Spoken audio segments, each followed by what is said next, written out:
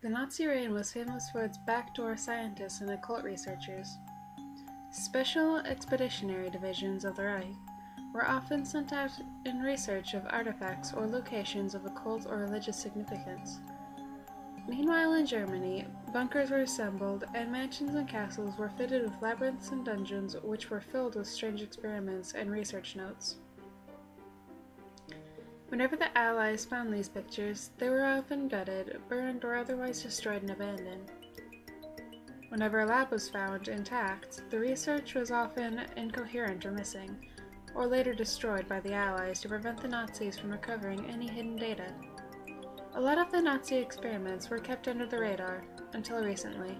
Veterans who served as guards to the labs and ritual zones have explained what they have seen, or folders and books have been uncovered in boxes and crates belonging to the scientists. A fair few of these contain a common research goal: giving man the power of God. Exactly the true power is often up to debate, but it appears that this is often described in Nazi research as immortality, unable to die, invincibility, or other factors surrounding losing the capacity to die in some way or another. The large part of this research was actually legitimately based. Certain doses of chemical compounds to aid blood flow in aging people. First concepts that are now used in today's transplant surgery, grafting, ointments that renewed skin, antibodies to various diseases, and fitness and dieting research.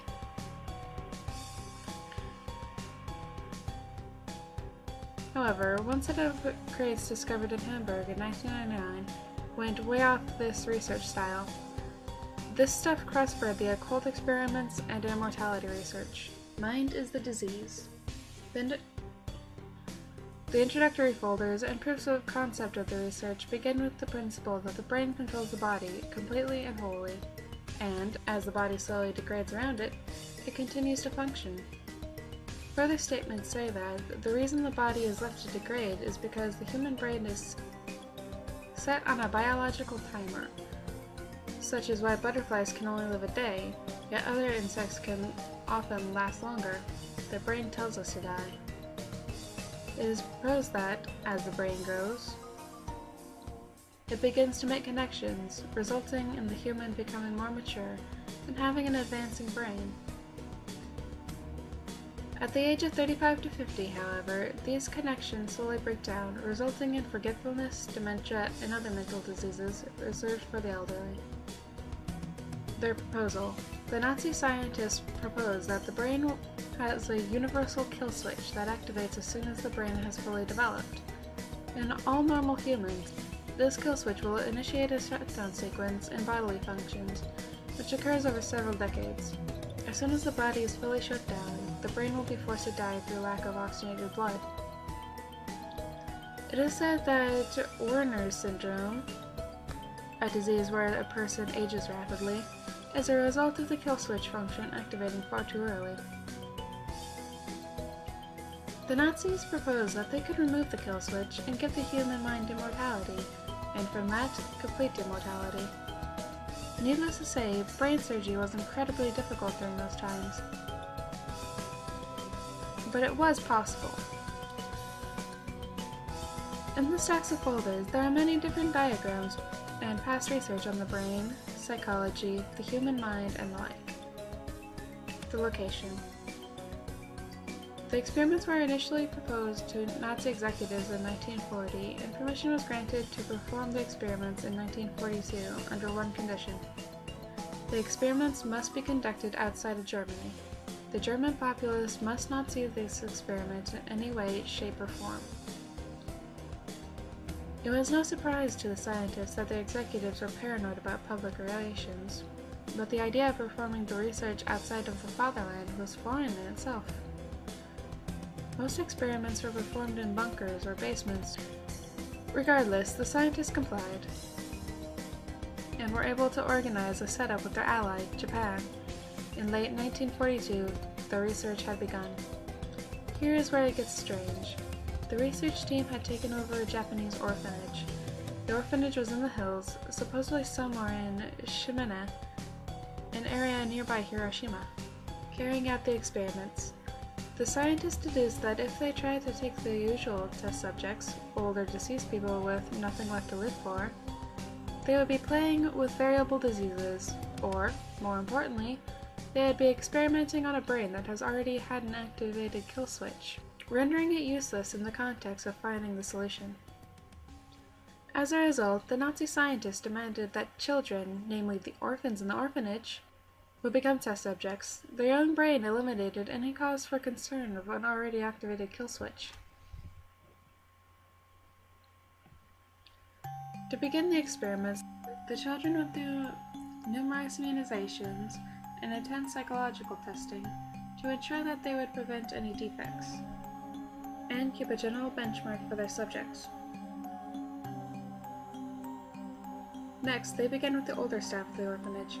But under anesthetic, the surgeons opened up their skulls to find a good cross-section of an adult brain, and began to find the key differences between it and a child's brain. After gaining a model of both a child brain and an adult brain, the scientists deduced that the universal kill switch wasn't located in the brain, but in the cerebellum, located at the rear. The cerebellum commands all subconscious activity in the brain, which is understandable since it isn't a conscious action to set off the kill switch. Systematically, they took the tallest child in the orphanage and began to open her up. They were about to begin their first kill switch-ectomy. They had managed to open up the cerebellum and remove the part presumed to be the kill switch. However, upon closing the subject up, they found that she had expired. They assumed that the incisions on the brain had been too brash and required far more precision. The body was dumped in the forest behind the orphanage. Success, presumably. After imports of different tools and different techniques developed, the scientists were finally able to remove the kill switch and successfully revive the patients. In May 1943, they had taken one of the youngest girls in the orphanage and removed the kill switch.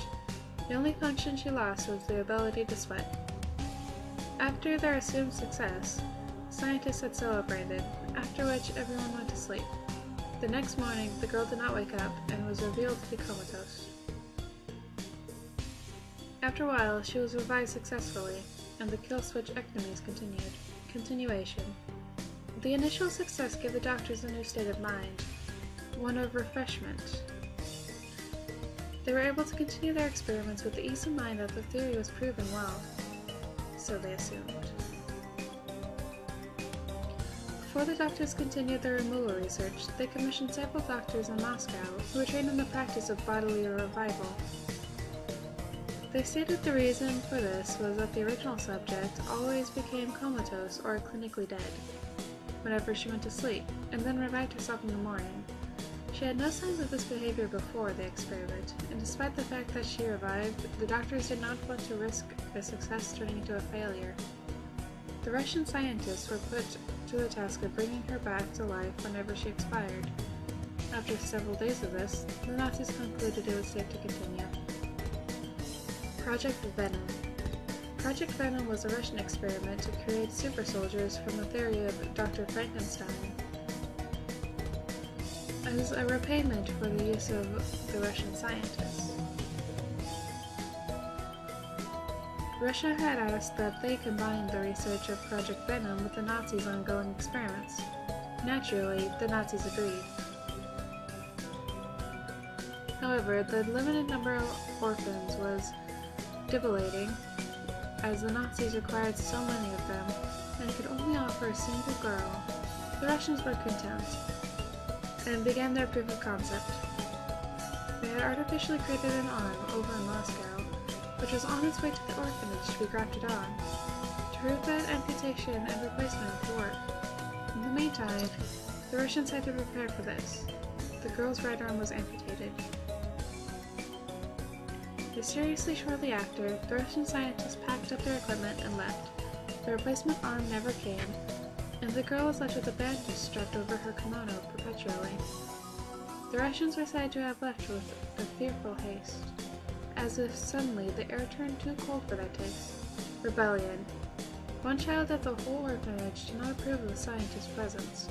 In her acts of rebellion, she stole paperwork and ripped it to shreds, broke glassware, and wrecked the surgery theaters. Despite her young age, 8 years old, and size, she had a surprising capacity for destruction.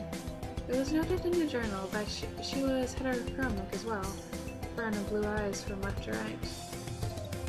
The senior scientists despised her, but could not restrain her without arousing suspicion. Instead, they ordered the Nazi soldiers to take care of her.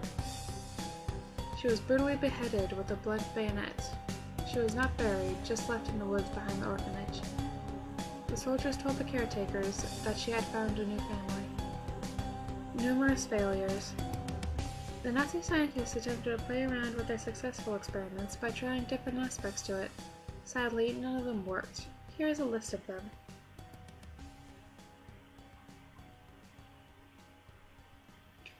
Entry through the forehead. Performed on a 10-year-old boy, skull was deformed and the body had been virtually lobotomized by the end of it. However, he wasn't a vegetable as a result, although he was mentally retarded due to the experiment.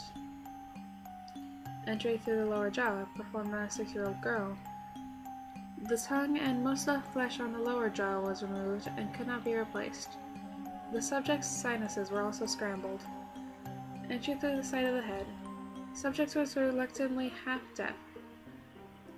It should also be noted that there was no anesthetic during the surgery, and the screams were truly mortifying, as most journals read. Despite the failure of these, the kill switches were still removed, and the subjects acted in much the same way as the first girl, expiring upon sleep. However, they were reduced to a mere 10 people, due to all the previous failures. This is including the caretakers, and they had performed surgery on all the children. Kill switch reversal. The doctors began to formulate ideas that in the child, the kill switch isn't already activated. But in adults, a kill switch could be reversed using a chemical compound to eliminate the hormone produced and the kill switch then removed. This was performed on all the caretakers and was surprisingly successful as they all survived.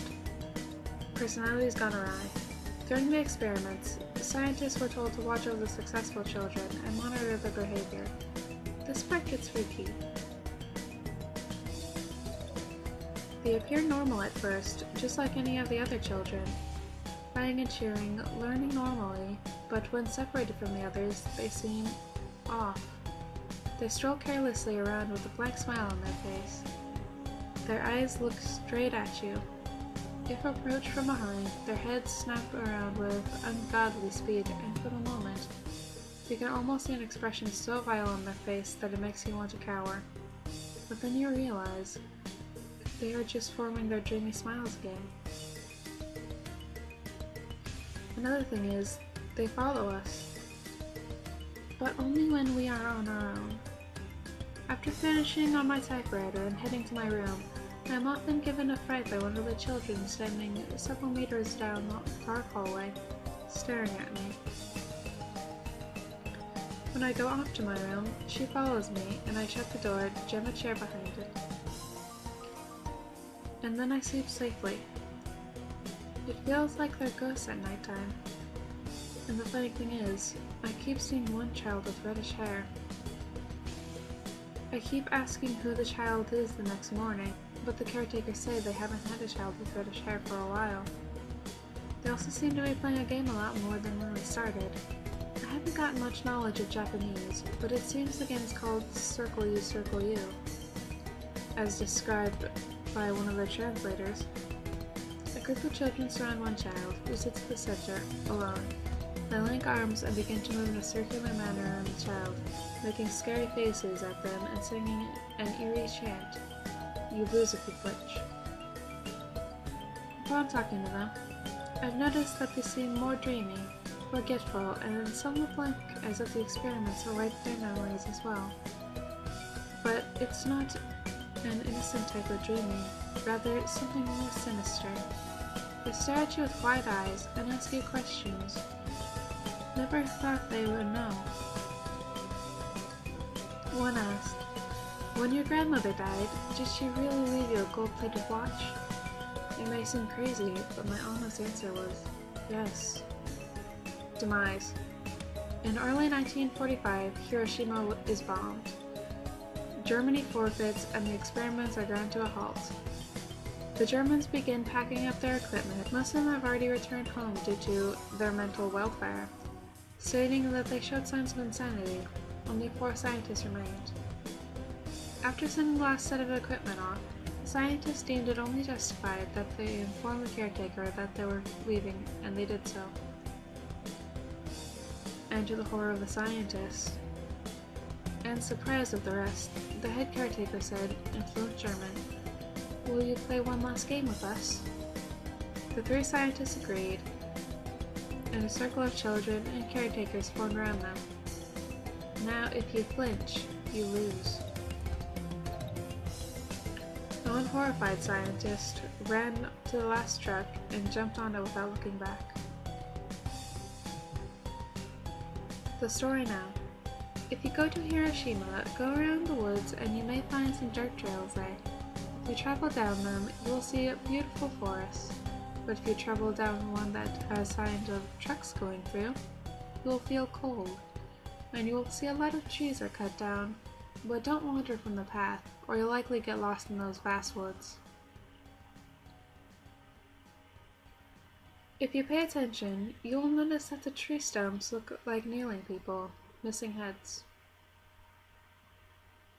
If you continue, the air will get cold, naturally because you're climbing uphill, right? Of course.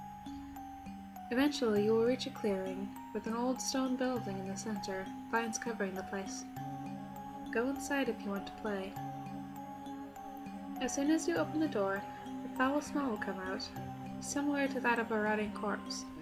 If you look down the hall, it will be dark regardless of the time of day, since there are no lights. Continue down the hall, take the first left, and then go down that hall until you see one door that appears to be made out of a red-colored wood. The rest are brown. Open the door. You will find 10 happy children and caretakers all wearing kimonos playing in a normal playroom. One is missing her arm, another is missing his forehead, and a third lacks a jaw, but all are bandaged with clinical precision. The place should be very clean and tidy, dependent on your standard of such things, and well lit. At once, your presence will draw the attention of everyone in the room, including the ones that look far too preoccupied or distracted.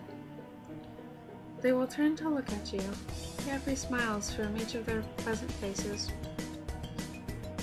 The head caretaker, in all her beauty, will ask, "Will you come play with us?" By this time, if you haven't soiled your pants, you really should to save you the trouble later. If you say no, the door will slam shut on you, and if you try going down the hallways out the exit, you will only find another dark hallway. Open any of the brown doors and you should find operating tables or bunk beds. If you continue down the third hallway, you will realize that a girl is standing several meters behind you, her face shrouded by shadow. Approach it and expect your doom. Continue down the hallway and try not to let her catch up with you. If you say yes, however, you will be welcomed into the room. The door will close behind you, and everyone will form a circle around you.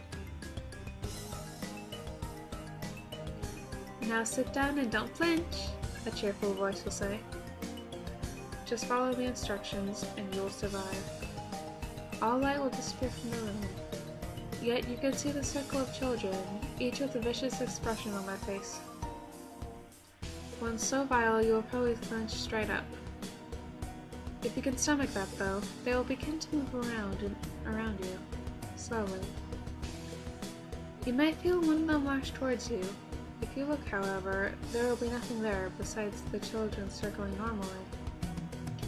If that wasn't enough, they will be chanting, "Kagome Kagome." I can't really explain any further. No one ever lives to tell the tale of what happens then. If you flinch before they chant, they simply continue as normal. If you choose to say maybe to the head caretaker or anything other than yes or no, it is told that the children's expressions will turn mortifying, and they will scream in inhuman voices, "Decide! Decide!" If you do anything besides say yes or no from here, it is told that the children and caretakers will slam the door on you. If you turn around, the story varies. Supposedly your worst fear will be waiting at the other end of the hallway, separating you from the exit. Most notably, this character is Akamanto, or the Rake. The least you could do is greet the creature before he tears you into oblivion. If he has the capacity, he may well respond, and you will die as a polite person. Don't greet him, and you will end up as another one of the beheaded bodies along the trail. If you respond, "I don't understand," and you must be genuine, the head caretaker will say, "Go to your school and watch your children play. You should understand then. Nothing will have changed, and close the door on your way out. It's common courtesy."